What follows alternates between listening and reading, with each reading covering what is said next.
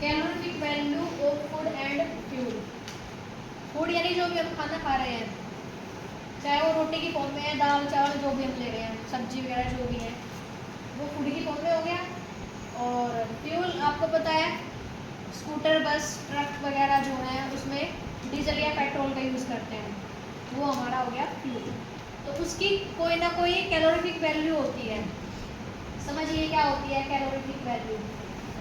The amount of heat produced, the amount of heat produced in calorie or joule, ये तो calorie में हो या फिर किसमें, जूल में हो। When 1 gram of substance is completely burned, यानी जब हम 1 ग्राम सब्सटेंस को क्या करते हैं, completely बर्न करते हैं, तो हीट क्या होती है, प्रोड्यूस होती है। हीट जो है वो प्रोड्यूस होती है, उसी को हम क्या कहते हैं, कैलोरीफिक वैल्यू बोलेंगे। कैलोरीफिक वैल्यू बोलेंगे किसकी, फूड की या फिर फ्यूल की। The calorific value is used in expressing kilo calorie per gram. किसमें मेजर करते हैं, किसमें एक्सप्रेस करते हैं, किलो कैलोरी पर ग्राम में, यानी किलो कैलोरी पर ग्राम। जैसे समझिए यहाँ पर हमने मान लीजिए रोटी खाई या घी खाया, थोड़ी सी अमाउंट में ले चाहे हम ज़्यादा अमाउंट में, जितने भी अमाउंट में हम ले रहे हैं, तो वो अंदर जाकर क्या होगा, वो हमें क्या देगी, एनर्जी देगी, नहीं देगी, ठीक है। तो उसको एक तरह से क्या हो रहा है, वो बर्न ही तो हो रही है, जल ही तो रही है, यूज ही तो हो रही है। तो जो भी हम चीज़ खाते हैं, चाहे फूड के लिए, चाहे आप वेजिटेबल लें, चाहे आप फ्रूट्स वगैरह लें, कुछ भी हम लें, चिप्स कुरकुरे पिज्ज़ा बर्गर जो भी है, जो भी हम ले रहे हैं, जो भी हम खा रहे हैं, तो उससे हमें क्या मिलेगी, हमें मिलेगी उससे क्या क्या मिलेगी बताओ, एनर्जी मिलेगी, ठीक है। तो अमाउंट में हमें क्या मिलेगी, हीट मिलेगी। तो उसी जो हीट प्रोड्यूस होगी, उसी को मतलब हम क्या कहेंगे, कैलोरीफिक वैल्यू बोलेंगे फूड की। इसी तरह फ्यूल है, जैसे डीजल है, पेट्रोल है, स्कूटर में आप डालो या फिर बस में आप डालो, तो जब बर्न होगा तभी तो स्कूटर बस वगैरह चलेंगी, अदरवाइज नहीं चलेगी ना, क्योंकि हीट निकलेगी, रिलीज होगी, तभी तो आगे की तरफ चलेगी वो, अदरवाइज नहीं चलेगी। तो कुछ ना कुछ क्या होती है, कैलोरीफिक वैल्यू होती है, चाहे फ्यूल हो चाहे वो हमारा फूड हो। बात समझ में आई। तो एक्सप्रेस किससे करते हैं इसको, किलो कैलोरी पर ग्राम से हम यहाँ पर एक्सप्रेस करते हैं। अब समझिए, ये मीथेन गैस है, ये मीथेन गैस है, इसको ऑक्सीजन की प्रेजेंस में जब हम बर्न करेंगे, जलाएंगे, तो किस में कन्वर्ट हो रहा है, ये कार्बन डाइऑक्साइड गैस में कन्वर्ट हो रही है, और साथ में वाटर यहाँ पर मिल रहा है हमें।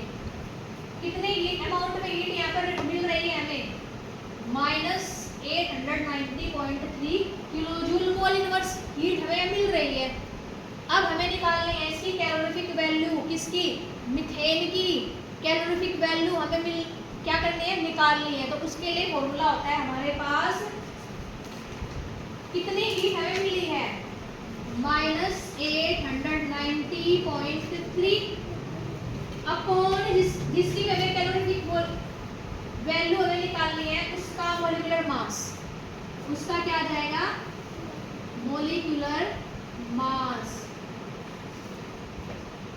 तो किसका निकालना हमें, मीथेन की 1 मोल का निकालना हमें, मीथेन की 1 मोल की हमें क्या निकालनी है, कैलोरीफिक वैल्यू निकालनी है। तो इसका मॉलिक्यूलर मास निकालेंगे। सबसे पहले कार्बन कितने हैं हमारे यहाँ, 1, तो उसका कितना होता है, 12। एटॉमिक मास नंबर जो होता है वो कितना होता है, 12 होता है। उसके बाद हाइड्रोजन है, कितने हाइड्रोजन है हमारे पास, 4। तो एक हाइड्रोजन में कितना होता है, 1, तो गुणा में कितना आ जाएगा, 4, तो टोटल कितना हो गया, 16।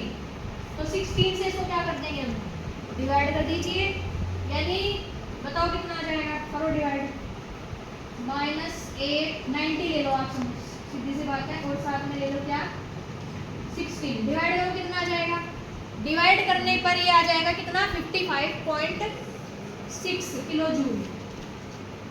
कितना आ जाएगा, 55.6 किलो जूल आ जाएगा, मोल इनवर्स। कितना, मोल इनवर्स या पर ग्राम, ठीक है। तो यानी कि मीथेन को अगर हम बर्न करेंगे, तो मीथेन का जो 1